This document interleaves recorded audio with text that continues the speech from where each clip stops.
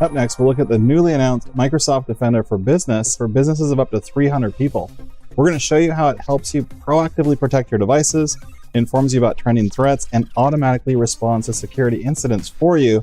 Then we'll show you the quick steps that anyone can take to set it up. And if you're a partner, we'll show you how you can get a unified dashboard for managing multiple customers in one view. So we're joined today by none other than Security CVP Rob Lefferts. Welcome back to the show. Thanks. It's always great to be here. So Rob, last time you were on the show, you really stressed the huge increase in cyber attacks over the past couple of years. Where does Microsoft Defender for Business then fit into the picture? Yeah, actually, it's great to be back and have a little bit of a different conversation. Not just about how are we helping the geekiest of the security geeks with enterprise scale detection, prevention of cyber threats, using the whole Microsoft Defender family of solutions and Microsoft Sentinel as a SIEM, but it's also how can we bring detection and response capabilities to you, whether you have a SecOps team or not? It turns out that the attacks we're seeing don't discriminate on the size of your business, and even state-sponsored attacks are targeting smaller organizations. Cyber gangs are copying techniques from those state-sponsored attacks and using them on a broader scale. And if you're a business with a few hundred employees, you typically are not going to have the same kind of resources that we've been talking about so often on this show and in many of the demonstrations that we've had up until now. One person in a small organization might be on point to run everything from IT to security, all the way from setting up new PCs to being able to protect against the latest and greatest security attacks. So we're fixing that with Microsoft Defender for Business. We do the work of a dedicated SecOps team for you by continuously detecting and automatically remediating the majority of threats without you having to do it yourself. We're really extending the same types of protections and capabilities for businesses of all sizes. You know, most people, though, are probably familiar with virus and threat detection inside of Windows, and they might associate Defender with that. So what's different here? Well, we're still focused on the endpoint because that's where attacks happen, where they start. And we're providing antivirus threat protection on any device and any common platform. But we're going to go way beyond that because your endpoints are really a Trojan horse to a lot of other vulnerabilities. They're the place where attackers can run code. And the goal is to fix threats before they get a foothold and are able to spread further in your environment. For example, when an attacker compromises one device, the perimeter of the attack expands from device to device because they're able to move laterally just by stealing the credentials of someone who has admin rights. And then they kind of own everything in your organization, including all of your infrastructure and services. Traditional AV, anti-malware, they run locally on a single computer or phone, and the protections are all based on known threats and what's happening on that single endpoint. So now we're looking at the big picture. Across all the platforms that you have in a modern small business, we're looking at all the activities for devices and users, discovering suspicious events and behaviors, and we know what attackers are using, and we can detect them. And then we stitch everything together into one unified incident to take appropriate action. And that's really the point. Microsoft Defender for Business will investigate and respond automatically. And that's the way that we help that poor IT person we were talking about, who is so overburdened with so many things to do. They may also be working with a partner, and so we especially want to make sure that that partner has a role to play and can help them as well. And again, we're talking about endpoint protection here, and that means Windows PCs, Macs, even Android and iPhones. But I'd love to see all of this in action. So can you walk us through the experience? Of course, the demo. That's the best part. So let's dig in and start with what differentiates this from traditional anti-malware running on your device. Because all of your devices are logging security-related information into your company's dedicated dashboard, what I want to do is improve protection of my environment and my devices. And this is important because the best defense against any attack is to make sure the attack can't work to begin with, because you've already hardened your environment. So to do that, I'll start in our threat and vulnerability management dashboard. And what you're seeing is three things. We're going to help. What do you need to worry about? What do you need to learn? And what do you need to go do? So here, we start with exposure score. This is the device-specific score based on the risks posed by your device security configurations. So you want this line in the score to stay low, which means less exposure to risk. In threat awareness, you can see a top trending threat here with Log4j. And in case you missed all of the news articles last December, this is a Java-based logging utility with a flaw that allows for remote code execution. Thankfully, none of our onboarded devices are vulnerable to this one. And finally, in top security recommendations, there's a list of prioritized actions to take. We can see that there's a number of missing patches for operating systems and apps that I need to address. Okay, so in this case, I can see that you've got a lot of things that you can fix and really change in order to improve your security posture. And the nice thing about this is it really helps you know what to prioritize and where to get started. That's right. It gives you all the context and the details specific to your environment. So to reduce my risk exposure, I'll drill into improve score. And I find the highest priority configurations to address and improve protections across all of my managed devices. That said, beyond configurations, another great way to stay protected is to stay informed about what's going on and what are the new and current trending threats. So threat analytics is filled with details from expert Microsoft security researchers designed to keep you up to date about these emerging threats. Think of it as the direct pipeline from our research team into your organization, and even for a small business, letting you know when you see something that's in the news. How should you really think about it? Or even better, how do I think about it before it shows up in the news? So let's take a look at an example. I'll drill into Emotet. Here you see a detailed overview of the threat, an analyst report that goes even deeper, shows this great visual on how the campaign attack works, and below there are even examples of emails and the file attachments that you might see. You can read all about how it works and the things that it does once the attacker has gained a foothold into your environment, but most importantly, it gives you recommendations to protect you against this threat in your specific environment. And this is just one example. Threat analytics is filled with this constant information about not just what are the things that you should be scared about, but what are the things that are really starting to show up that are new and different, and what should you do about it? And I really love the depth of information that you just showed there. But you know, everything that you've talked about so far is really about proactive protection and the things that you can do to harden your overall security posture. Right. That was all about configuration, being ready, being informed, being up to date. But now let's take a look at what happens when we actually get attacked. Aside from giving you the information you need to raise the bar on security protections, we're also going to help you monitor what's actually happening in real time and provide detection and response for two critical areas of what to do when the bad guys show up. So what do I need to do? I'm in the home dashboard for Microsoft Defender. I can see there are 4 active incidents, and one of them is tagged bright red.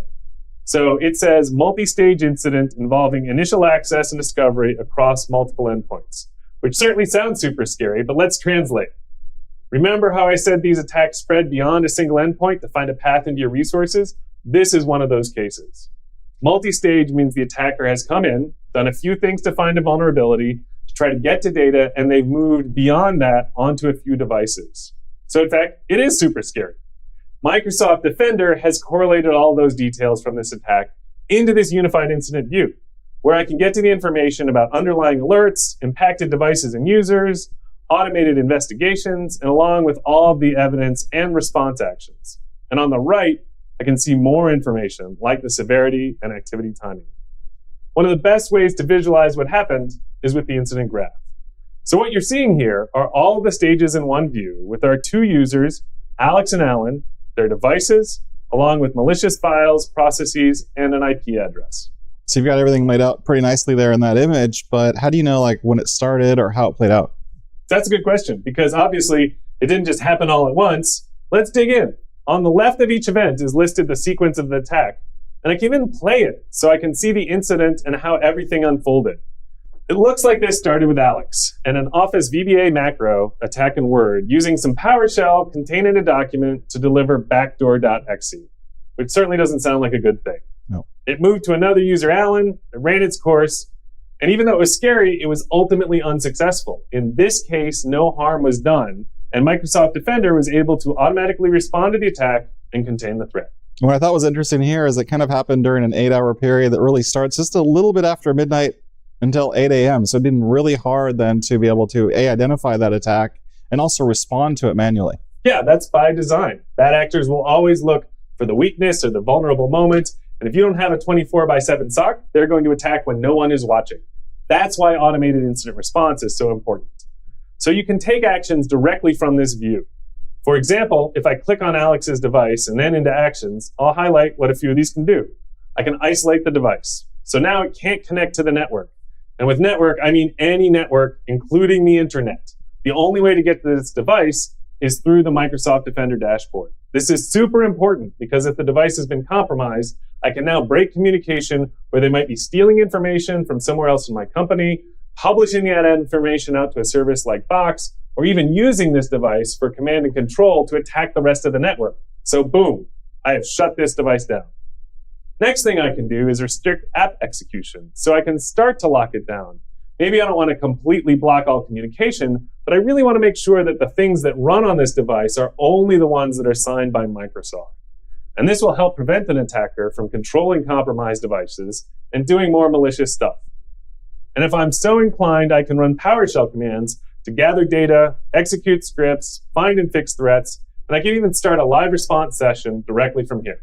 And here you're really locking the device down, and then you can basically run any of the checks that you need to, you can make any fixes you need to, and really wait until it's safe to unlock it. So now with the automated incident response, we've seen that it does things on our behalf. So where can we see that information as to what it's done for us? Yeah, absolutely. If this all happened when I was sleeping, when I come in at 8 a.m., I need to know what happened. So every action is logged and auditable.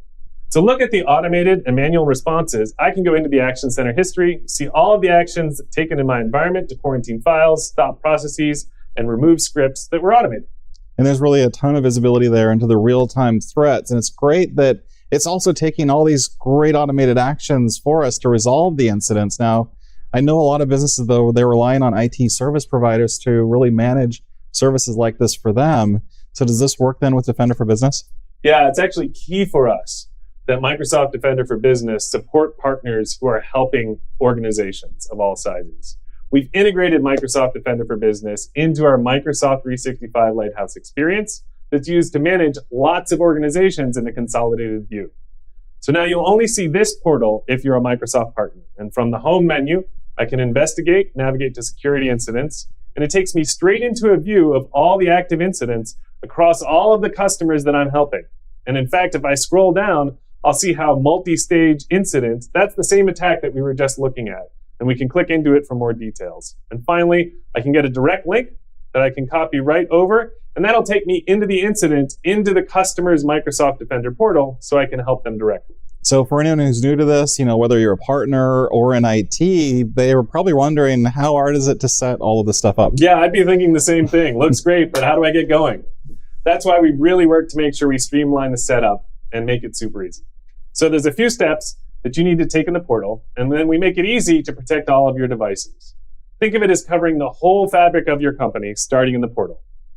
First, we need to give admins access, and these are your security readers who can view information, and your security admins who can do all of that, plus manage security settings. Next, I'll set up email notifications so that when something goes wrong, somebody gets pinged right away, so they know where to go and how to take care of the alerts and events. From there, I can start to onboard devices. And this is the part that has to be super easy so that a small business can make sure they've got everything covered across their entire estate. I can either use automatic onboarding that sets up a connection between Microsoft Defender and Endpoint Manager, or I can set up a manual approach to only onboard the devices that I want to start with. Now, if you're using Endpoint Manager for your security settings, this control lets you simplify the configuration process and manage security settings in Microsoft Defender for Business. Now I just need to review, confirm, and I'm done. You can also control all of the security settings you need directly in the Defender for Business portal. And we'll set up the recommended security settings out of the box so that you're secure by default. And everything you've shown today really helps in terms of bringing capabilities that were traditionally reserved just for larger enterprises with dedicated SecOps teams or maybe deep security expertise, basically to organizations of any size. It does. We're all facing the same threats, the same super scary cybersecurity world. So we're really on this journey of how do we take advanced security tools and use them to protect everyone, from the most security savvy companies and enterprises to small businesses around the planet. And how do we help their partners support them? That's the way we all stay secure, and that's how we keep ahead of threats. This is really going to help out a lot of people. So for anyone who's watching, what are some of the tips then to get started with all this? It's pretty straightforward. Just go up to ak.ms/Defender for Business to learn more, and from there, you'll be able to try out everything that I've shown today. And I'd really encourage everyone who's watching to try it out. So thanks so much again for joining us today, Rob. And of course, we'll keep following and presenting all the updates on the show. And if you haven't already, please subscribe to Microsoft Mechanics for the latest tech updates, and we'll see you soon.